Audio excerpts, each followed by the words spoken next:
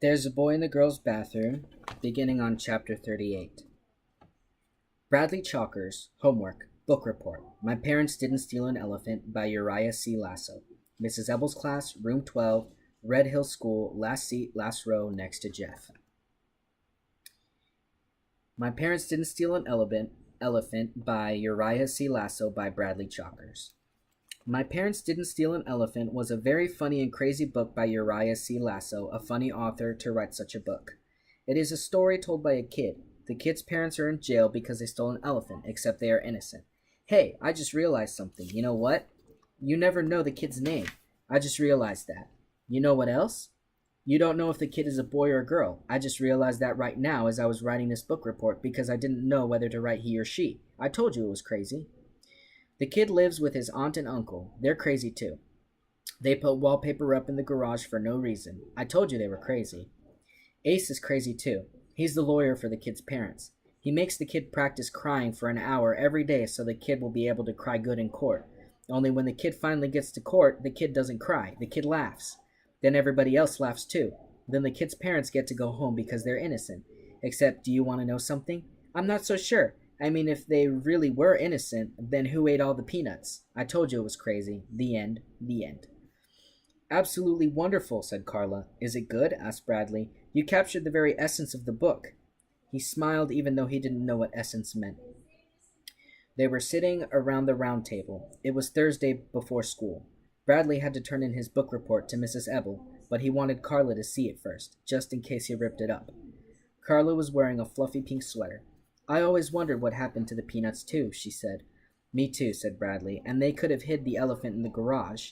That's why they put up wallpaper, to cover up the fingerprints. Do elephants have fingerprints? Asked Carla. Maybe they have trunk prints, he laughed. Well, I have to go to Mrs. Ebel's class. Here's your book back. Thank you. I didn't write on it or spill food or anything. I'd like for you to keep it, said Carla. It's my present to you. But I thought it was one of your favorite books. It is. That's why I want to give it to you. If I didn't like it, then it wouldn't be much of a present, would it? He smiled. I wish I had a present to give you, he said. You already gave me one. I did? What was it? The book report. The smile left his face. What's the matter? Well, I'm supposed to give it to Mrs. Ebel, but that's okay. You can have it. It wouldn't be much of a present if I didn't want it too. Carla laughed and shook her head. That's very sweet, Bradley, but that's not what I meant. I want you to give it to Mrs. Ebel. It just makes me very happy that you did such a wonderful job. That's the present you gave me. Really? Really, said Carla. It's the best present I could have gotten. He thought that was great. He was able to give it to Carla and still give it to Mrs. Ebel. What's wrong? Carla wiped her eyes. The corners of her mouth trembled. Are you crying? He asked. Bradley, I have something I have to tell you, she said. I hope you can listen to what I have to say without feeling scared or upset. He suddenly felt very scared and upset. Tomorrow will be my last day here at Red Hill School. Huh? That's why I'm so glad you've written such a wonderful book report. I know you can continue to do good work without me. I'm very proud of you. You're leaving? She nodded. I've been transferred. I'll be teaching kindergarten at Willow Bend School. But I want to thank you, Bradley. You've made my short time here very special. I'm so glad we got to know each other. You're leaving? We can still see each other, she said. Saturday He shook his head. No, you can't go. It's not fair. I have to. He couldn't believe it. What if I don't do my homework? Then you'll have to stay and make me want to do it again. She smiled warmly at him. Her blue eyes glistened. You're on your own now, Bradley. I know you'll do wonderfully. No, it's not fair, he stood up. You tricked me. Carla stood too. She walked around the table toward him. I hate you, he shouted in her face. I know you don't mean that. Yes, I do. I hate your stupid book too. He picked up My Parents Didn't Steal an Elephant by Uriah C. Lasso and threw it at her. Then he picked up his book report. Bradley, please. He ripped it in half. He stretched his mouth so wide it was hard to tell whether it was a smile or a frown. He tore his book report again and dropped the pieces on the floor. I hate you, he shouted, then ran out of her office. He ran into the boys' bathroom. He leaned over the sink and cried. His face throbbed as he watched the water wash down the drain. There was a knock on the bathroom door. Bradley, said Carla, are you all right? Go away, he yelled. I hate you. The door slowly opened and she stepped inside. "You're not allowed in here," he said. "I think it's important that we talk," said Carla. "That's how friends handle their problems, by talking about them. That's why we've become such good friends, because we've learned to talk to each other." "I'm not your friend. Why would I want to be friends with you? I hate you." "I like you, Bradley. I can like you, can't I?" "You don't have to like me." "I'm not going to Colleen's birthday party," he said, "and I don't like Jeff either, and I'm never going to do my homework ever, and I'm going to fail all my tests." "Do you want to know what I think? I think you're worried that now that I'm leaving, everything will turn bad again."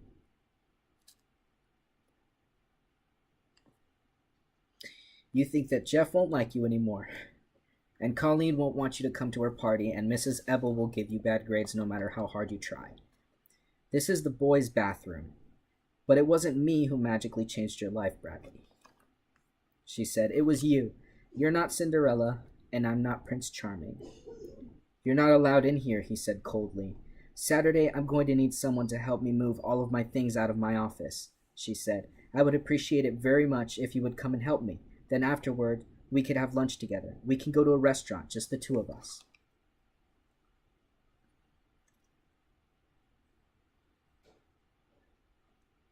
He wanted to go to her, to hug her and her soft pink sweater, but he couldn't. He felt like his insides were being ripped apart. "It will be lots of fun," said Carla, "and it will be a great help to me. I have to use the toilet." "Maybe I'll see you on Saturday," said Carla. "I would like that very much." She turned and walked out the door. Bradley stayed in the bathroom until the bell rang, then he went home, sick.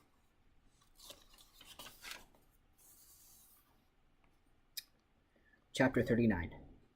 Ronnie hopped along, singing doo-dee-doo-dee-doo. All the other animals were gathered together.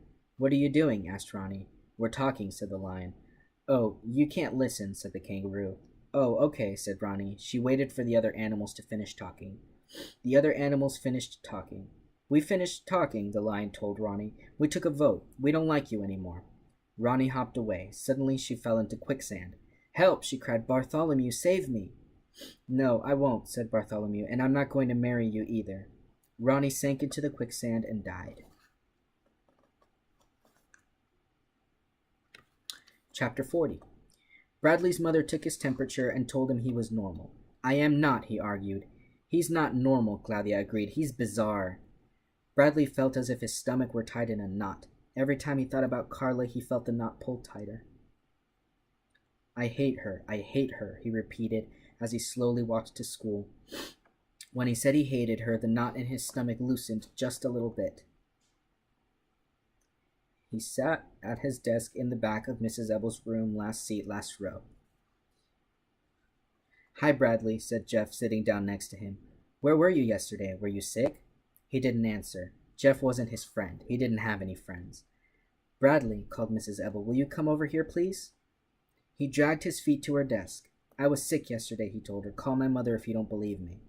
Mrs. Ebel waved that away. "I just wanted to tell you how much I enjoyed your book report," she said. "It made me want to read the book." "Huh?" "Miss Davis gave it to me yesterday," Mrs. Ebel told him. "She explained how she accidentally ripped it." He stared at her, amazed, then noticed his book report taped together lying on Mrs. Ebel's desk. At the very top in red ink was the word "excellent" and an exclamation point. "I gave you a gold star," said Mrs. Ebel.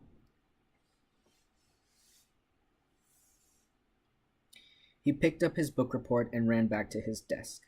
There it was, next to the name Bradley Chalkers, a gold star. He slowly sat down as he stared at it. It seemed to shine brighter than all the other stars. The stomach in his knot jerked tight, and he had to look away.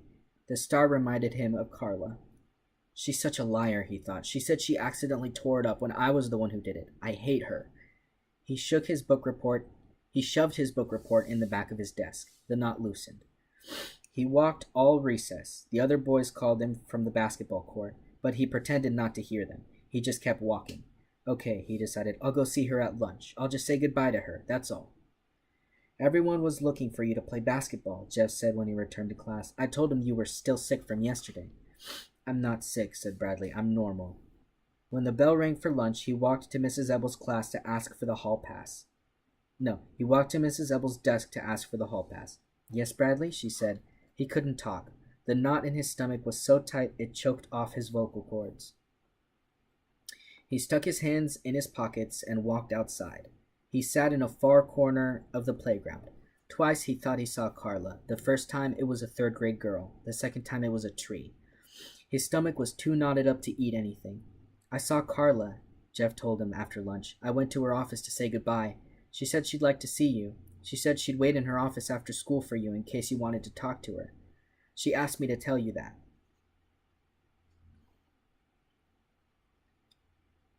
Bradley closed his eyes until the knot loosened.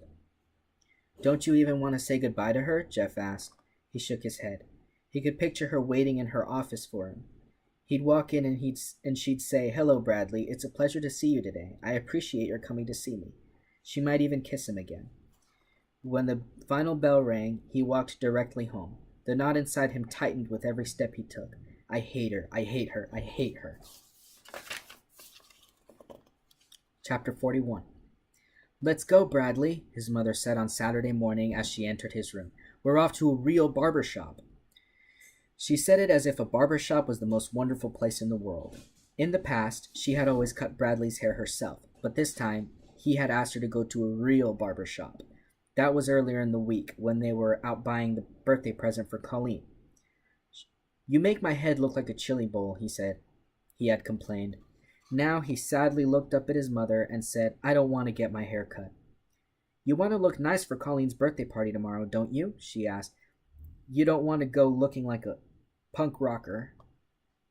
I'm not going to her birthday party, he snapped. I hate her. Bradley's mother left her alone. He heard Carla's voice in his mind. Saturday, I'm going to need someone to help me move all my things out of my office. I would appreciate it very much if you would come and help me. The knot in his stomach tightened. No, I hate you, he said out loud.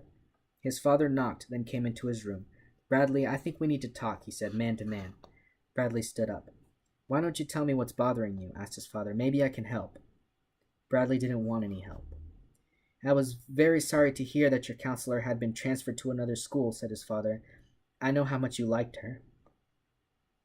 At first, I didn't like the idea of you seeing a counselor, but I have to get my hair cut, said Bradley. Mom said so. He walked out of his room, leaving his father behind him. His mother drove him to the barber shop. Carla's voice spoke in his mind. We could have lunch together. We could go to a restaurant.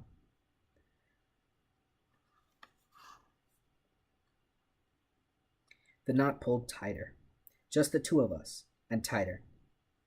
It will be lots of fun, Carla said, and it would be a great help to me, and tighter. Maybe I'll see you on Saturday, said Carla. I would like that very much, and tighter. You're not Cinderella, and I'm not Prince Charming, and tighter. I like you, Bradley. I can like you, can't I? You don't have to like me. The knot pulled so tight it broke. Stop the car, he shouted. I have to go back. The car swerved. Don't ever do that again, exclaimed his mother. We could have had an accident. I don't believe in accidents. I'm getting sick and tired of your nonsense, Bradley. What is your problem? I can't get my hair cut now. I have to go to school.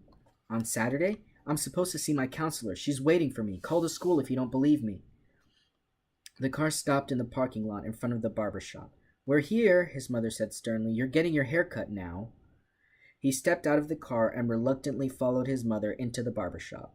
It smelled oily, like hair and hair oil, and stale bubble gum all mixed together. All around him, mirrors reflected mirrors. The place was ugly, and the mirrors reflected the ugliness, multiplying it 100 times back and forth. They seemed to reflect the awful smell, too. He couldn't believe he had asked his mother to take him to such a place. It was like some kind of horrible dungeon where kids went in to be tortured.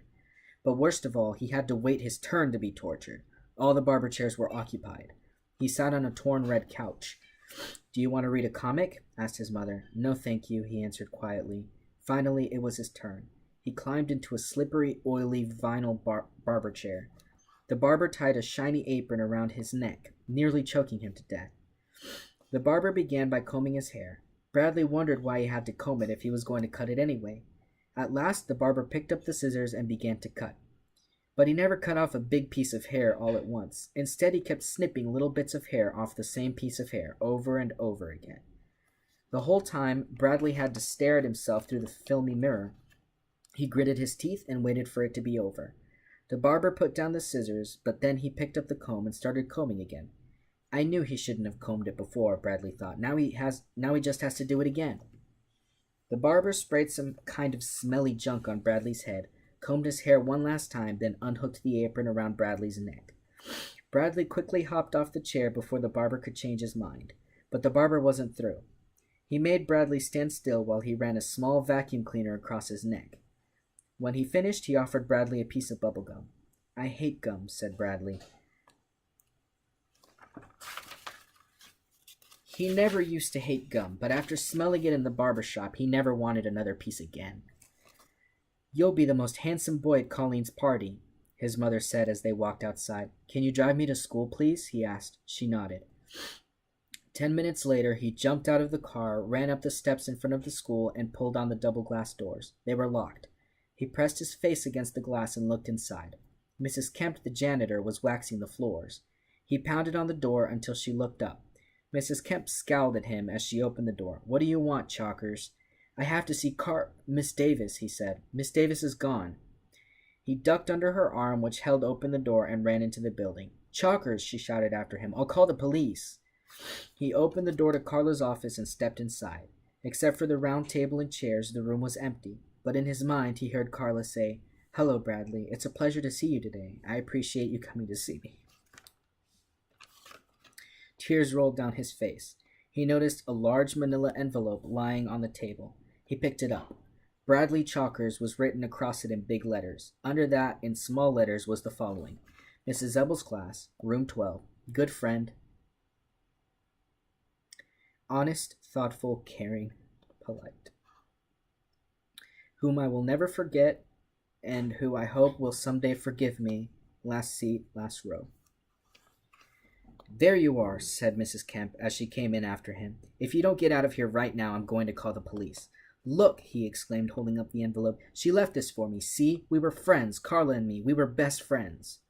You have 10 seconds to leave this building, said Mrs. Kemp. 1, 2. He took the envelope and left. He opened it on the playground next to the monkey bars. Inside was the book My Parents Didn't Steal an Elephant by Uriah C. Lasso and a letter. Dear Bradley,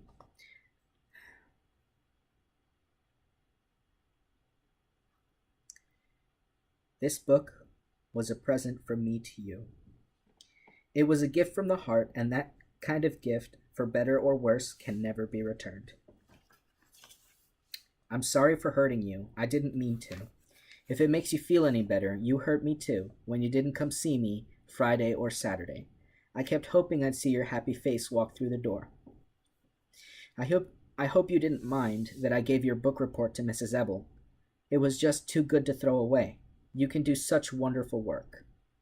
Now if only you can learn how not to rip it up. I hope you went to Colleen's birthday party. If you did, I'm sure you enjoyed it. If you didn't go, that's all right too.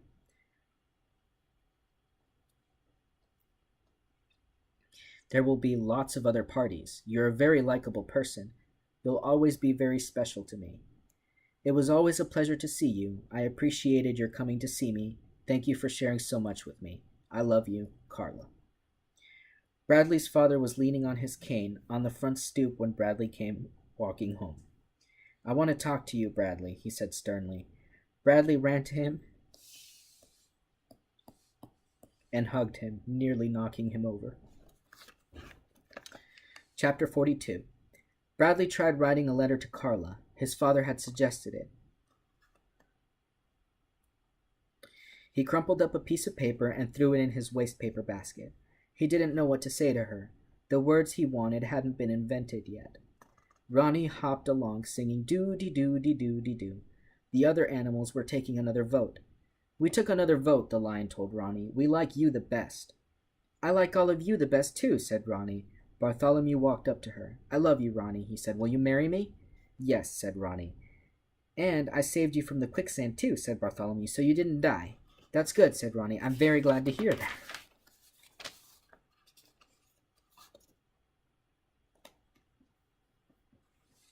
Chapter 43. Colleen, wearing a new red dress, anxiously awaited for her guests to arrive. Except for Laurie and Melinda, she hadn't told anybody that there would be boys at her party. The doorbell rang. Her heart jumped. She hoped it would be Jeff, and also hoped it wouldn't be. She composed herself and opened the door. It was Judy and Betty. They each gave her a present. "Oh, what is it?" Colleen asked as she took each gift, but of course they didn't tell her. "Who else is coming?" asked Judy as the three girls sat, waiting in the living room. Colleen counted on her fingers, naming her guests. "Well, there's you two, and Laurie and Melinda, Karen, Amy, and Denna." She paused and then said the last two names very quickly. "And Jeff and Bradley." "Bradley?" questioned Betty. "Bradley Chalkers? Oh, no." Judy looked like she was about to faint. "You didn't say there were going to be boys at your party," said Betty. "Didn't I?" Colleen asked innocently. "I thought I did." "I don't think I'm allowed to go to a boy-girl party," said Julie. "Okay, but you already gave me my present," said Colleen. They decided to stay. When the bell rang again, all three girls screamed, but it was only Amy, and Denna. Amy and Denna were dressed exactly alike, right down to their shoes and socks. They were best friends, and their parents often took them shopping together. They always bought the same clothes. Then, before a party, or even just before school sometimes, they'd call each other up and decide what to wear. Today, it was a blue dress with white and yellow flowery things. "Colleen invited boys," Betty told them. "Bradley Chalkers," said Judy. Amy and Denna looked at each other in horror. Colleen took their presents from them before they could change their minds. Both presents were wrapped in the same purple and green paper. Karen was the next to arrive. "Colleen invited boys," everyone said to her as she stood in the doorway. Her mouth dropped open. "Bradley Chalkers," said Betty. "And the new kid," said Amy. "Jeff Fishfood." Karen was very shy and quiet. If there were going to be boys at the party, she may as well not say one word at all. The doorbell rang. Everyone except Karen screamed. She held a pillow in front of her face. It was Laurie and Melinda. "Colleen invited boys," everyone greeted them. "Jeff Fishnose and Bradley Chalkers," said Dana. "So we already knew that," Laurie said as if it were no big deal to her. "Oh, well, nobody else did," said Judy. The 8 girls waited. They talked and laughed about how much Colleen would like her presents. They asked her what there would be to eat and what games they would play. The one thing they didn't talk about was boys, though it was the only thing on each of their minds. When Colleen told Dina that there would be a 3-legged race, the room turned very quiet. Each girl wondered if she would have to run with a boy. Colleen planned to run the 3-legged race with Jeff. It didn't occur to her that if she was partners with Jeff, another girl would have to be partners with Bradley. It was starting to get late. A new worry slowly crept into each girl's head. What if the boys didn't show up? It suddenly seemed that the party wouldn't be any fun at all without boys. Where were they? Colleen's mother walked into the living room and counted heads. 8, she said aloud. "Who's missing?" Nobody answered. "Oh, the boys," said Colleen's mother. "Well, we can't wait too much longer." Colleen looked like she was about to cry. Where were they? Chapter 44. The doorbell rang at Bradley's house. Bradley, wearing a cone-shaped party hat, ran to the front door and flung it open. He had a wild look in his eyes. "Hi," said Jeff, holding Colleen's present under his arm. "You ready?" He was wearing old, comfortable clothes. His blue jeans had a small hole above the knee. "It's wrapped," Bradley exclaimed. "With a bow." "What?" uttered Jeff. Bradley ran back to his parents' bedroom. "It's got to be wrapped," he told his mother, "with a bow." She cut off a piece of tape and smiled at her son. "I'm wrapping it now." "Okay, good." He returned to the front door. "My mother's wrapping it now," he told Jeff. He had been running around the house that day all morning as he desperately tried to get ready for the birthday party. He'd already changed his clothes 6 times. He didn't know what he was supposed to wear. He didn't know what he was supposed to do. He didn't know what he didn't know. Claudia had given him the party hat to wear. She told him he wasn't allowed to take it off. "They wrapped my present at the store where I got it," Jeff said. Bradley hardly heard him. "Are you supposed to wear torn pants?" he asked. "What?" He ran into the kitchen. He took a sharp knife from the drawer next to the sink and cut a hole in his pants just above the knee. When he returned to the front door, Jeff was standing inside the house. Claudia was with him. "Is my hat on straight?" Bradley asked his sister. She looked him over. "It's hard to tell," she explained, "because your head's crooked."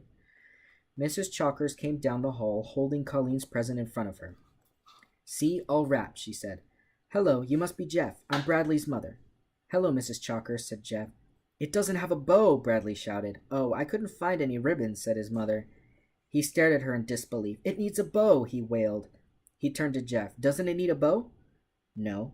Oh, okay, he said happily. He took the present from his mother. She kissed him and told him to have fun. He and Jeff started out the door. Oh, Bradley, said his mother, you ripped your pants. I know, he closed the door. They headed up the sidewalk toward Colleen's. She lived 2 blocks away. Do you want my bow? Jeff asked. I can take it off. Bradley nervously shook his head. Are you all right? Jeff asked. Said Bradley. He tried to say, I'm okay, but his mouth didn't work. You're acting kind of strange, said Jeff. Even for you, I mean. Bradley sighed and stopped walking. What's the matter? Jeff asked. Bradley trembled. He felt the same way as when he first tried to turn in his homework. I don't know what to do at a birthday party, he said, shivering.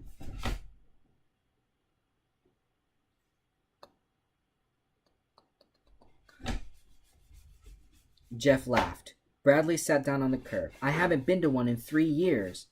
Jeff looked impatiently up the street, then sat down next to his best friend. There's nothing to worry about, he said assuringly. Birthday parties are fun. How many birthday parties have you been to? Bradley asked. Jeff shrugged. A lot. What do you want to know? Everything. Okay, said Jeff. First, take off that dumb hat. So, while the 8 girls anxiously waited, Jeff was patiently trying to teach Bradley everything he knew about birthday parties.